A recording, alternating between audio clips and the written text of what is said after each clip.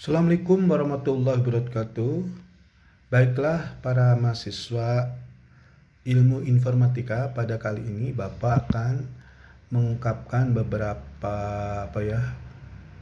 kuliah awal, materi awal ini tentang pengertian tauhid ya. Kita tahu bahwa menurut bahasa kata tauhid itu berasal dari bahasa Arab. Nah, kata tauhid merupakan bentuk masdar atau infinitif dari kata wahada yang artinya al-i'tiqadu biwahdaniyatillah, artinya keyakinan atas keesaan Allah. Sedangkan pengertian secara istilah, tauhid merupakan meyakini bahwa Allah Subhanahu wa taala itu satu. Nah, bahwa Allah itu satu atau esa dan tidak ada sekutu baginya. Kesaksian ini dirumuskan dalam kalimat syahadat la ilaha illallah, tiada Tuhan selain Allah. Nah, keesaan Allah ini dalam bahasa Arab artinya ahad.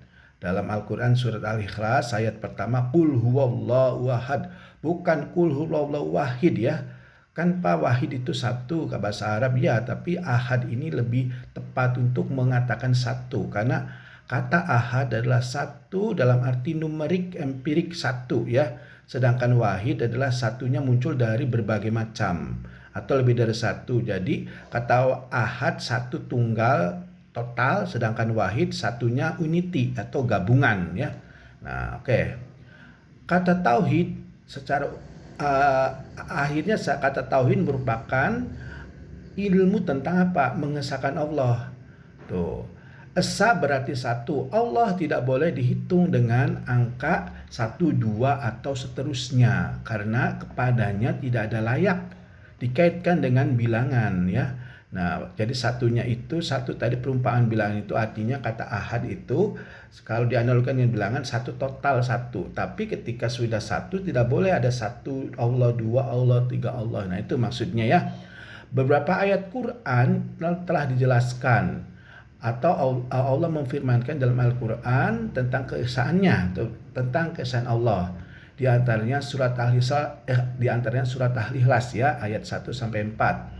Qul huwallahu ahad, Allahus samad, lam yalid wa lam yulad wa lam yakul lahu kufuwan ahad. Artinya, katakanlah dialah Allah yang Maha Esa, Allah adalah Tuhan yang bergantung kepadanya segala sesuatu.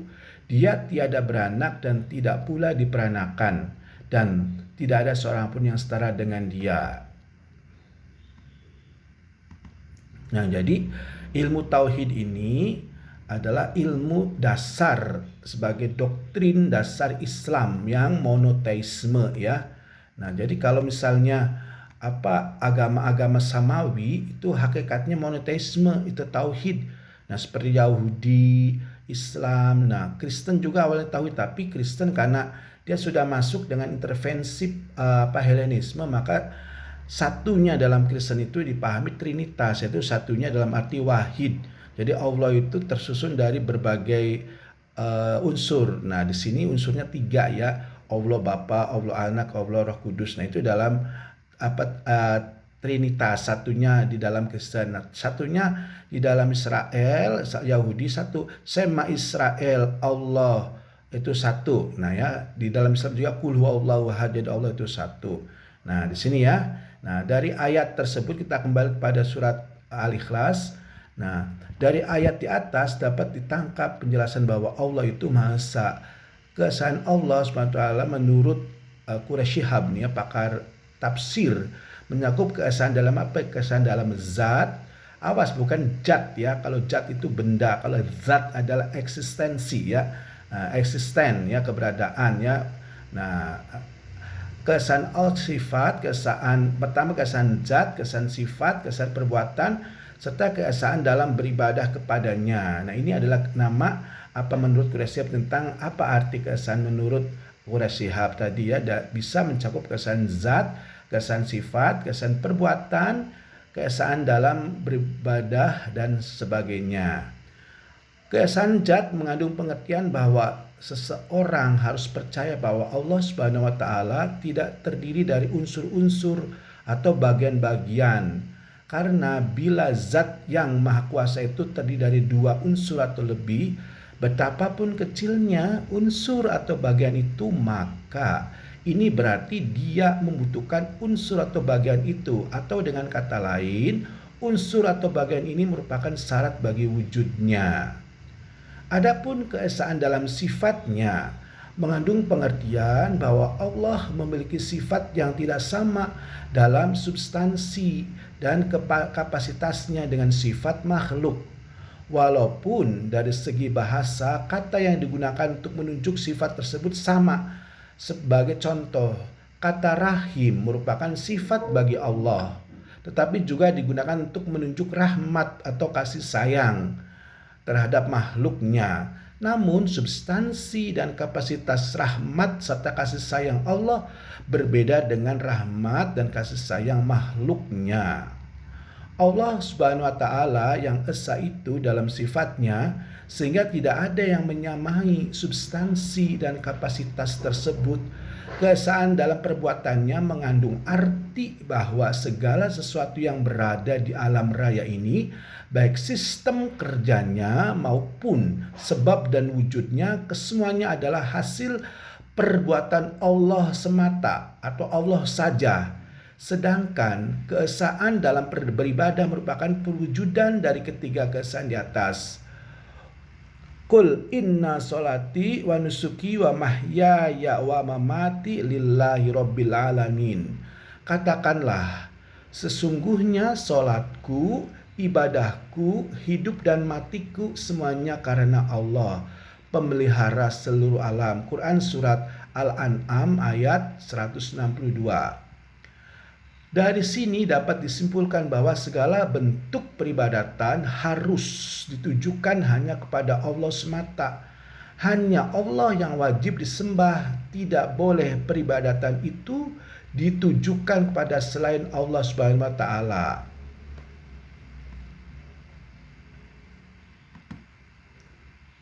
Jadi peribadatan itu hanya ditujukan kepada pencipta, ya, bukan kepada makhluk. Karena Allah yang Maha Satu, maka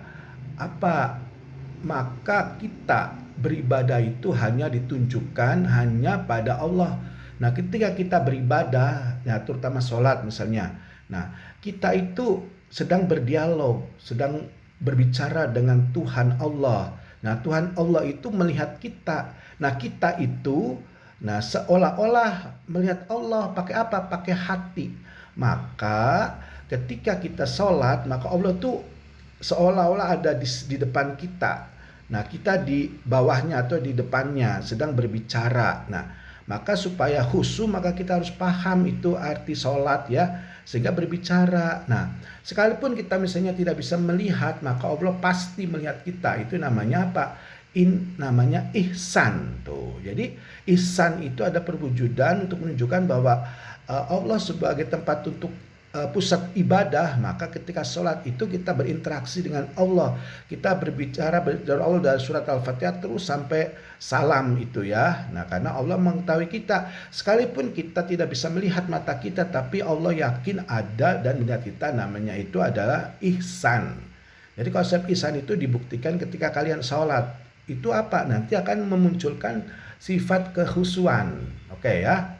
Nah, keesaan Allah SWT sangat penting ditanamkan dalam hati setiap orang yang mengimani adanya Allah SWT. Oleh karena itu, untuk mendukung ketercapaian keimanan harus didukung dengan pemahaman mengenai ilmu tauhid dan cabang-cabang lain dari ilmu tauhid, ya. Nah, sekarang macam-macam ilmu tauhid. Berdasarkan jenis dan sifat keyakinan tauhid, para ulama membagi ilmu tauhid dalam 4 macam. Pertama, tauhid yang berhubungan dengan ketuhanan, yaitu mempercayai bahwa hanya pada Allah lah kita harus bertuhan, beribadah, memohon pertolongan, tunduk, patuh dan merendah serta tidak kepada yang lain. Tauhid ini mengandung makna bahwa tidak ada Tuhan selain Allah semua amal ibadah harus disandarkan kepadanya. Huwal hayyu la ilaha illa huwa qad unu mukhlisina lahuddin alhamdulillahi rabbil alamin. Artinya, dialah yang hidup kekal, tiada Tuhan yang berhak disembah melainkan Dia. Maka sembahlah Dia dengan memurnikan ibadah kepadanya. Segala puji bagi Allah Tuhan semesta alam. Quran surat Al-Mu'minun ayat 40. Quran surat Al-Mu'minun surat ke-40 ayat 65. Jenis tauhid yang kedua yaitu tauhid yang berhubungan dengan sifat Allah yang Maha Pemelihara, yaitu mempercayai bahwa Allah Subhanahu wa taala adalah satu-satunya pencipta, pemelihara, penguasa dan pengatur alam semesta ini. Tauhid ini juga mengandung pengertian keyakinan atas keesaan Allah dalam penciptaan alam. Allah adalah Al-Khaliq, hanya Allah pencipta dan penguasa alam semesta. Quran, dalam surat Quran, surat Al-Mu'min, surat ke-23 ayat 14, Allah berfirman, Summa khalaqna qalatul fakhalaqnal khalaqatu mu'adlatu fakhalnal as-samdaqtu idomang fakas walyan idoman humma summas ta'uda hadhan akhara qadar maka wallahu husnul khaliqin. Artinya, kemudian air mani itu kami jadikan segumpal darah. Lalu segumpal darah itu kami jadikan segumpal daging. Dan segumpal daging itu kami jadikan tulang-tulang belulang. Lalu tulang belulang itu kami bungkus dengan daging. Kemudian kami jadikan dia makhluk yang berbentuk lain. Maka Maha Suci Allah pencipta yang paling baik.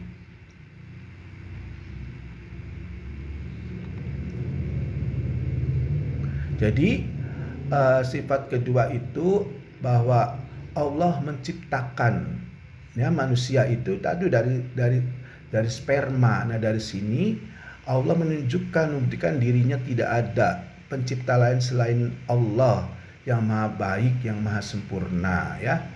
Nah, itu. Nah, sekarang lanjut tentang tauhid yang ketiga, yaitu tauhid yang berhubungan dengan kesempurnaan sifat Allah, yaitu mempercayai hanya Allah Subhanahu wa taala yang memiliki segala sifat kesempurnaan dan terlepas dari sifat tercela atau dari segala kekurangan. Dan mereka orang-orang musyrik menjadikan jin itu sekutu bagi Allah, padahal Allah lah yang menciptakan jin-jin itu. Dan mereka orang-orang musyrik membohongi dengan mengatakan wa ja'alu lillahi tusradhan janna wa khalaqhum wa kharaqu lahu natadi bidana bi bughalbi ilmi subhanahu wa ta'ala amma nisfihun. Bahwasanya Allah mempunyai anak laki-laki dan perempuan tanpa berdasar ilmu pengetahuan. Maha suci Allah dan maha tinggi dari sifat-sifat yang mereka berikan. Quran surat Al-An'am ayat 100 surat ke-6. Dan yang keempat yaitu tauhid yang berhubungan dengan kekuasaan Allah, yaitu mempercayai bahwa Allah sebagai satu-satunya zat yang menguasai alam, serta tidak ada lagi zat lain yang turut serta dalam kekuasaannya. Tidak ada sekutu atas kekuasaan Allah di jagat raya ini. Allah adalah Al-Malik, Maharaja di atas raja-raja yang ada di dunia. Qulillahumma malikil mulka tuwatil mulka man tasha'u wa taz'un mulka mimman tasha' wa tu'ammizu man tasha' wa kunna man tasha' bi dzikrillah hujbuka innaka ala kulli syai'in qadir. Katakanlah, wahai Tuhan yang mempunyai kerajaan, engkau berikan kerajaan kepada orang yang engkau kehendaki, dan engkau cabut kerajaan dari orang yang engkau kehendaki. Engkau muliakan orang yang engkau kehendaki, dan engkau hinakan orang yang engkau kehendaki.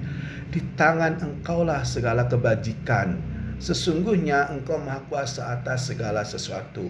Quran Surat Ali Imran ayat 26. Ya, demikian aja kuliah perdana singkat dengan YouTube ini oleh Bapak pada materi tentang pengertian tauhid. Mudah-mudahan para mahasiswa menyimaknya dengan baik, dan nanti kita akan ada diskusi. Sekian dari Bapak. Wassalamualaikum warahmatullahi wabarakatuh.